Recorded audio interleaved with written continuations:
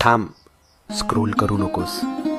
कदाचित हा संदेश स्वामी आज तुलाच सांगत आहेत. आपण सगळे प्रार्थना करतो ना, रात्री उशीवर डोकं ठेवल्यावर मनातलं सगळं देवाला सांगतो आणि मनापासून अपेक्षा करतो की उद्या काहीतरी बदल होईल. पण जेव्हा काहीच होत नाही तेव्हा मनात प्रश्न येतो, स्वामी ऐकतात का खरंच?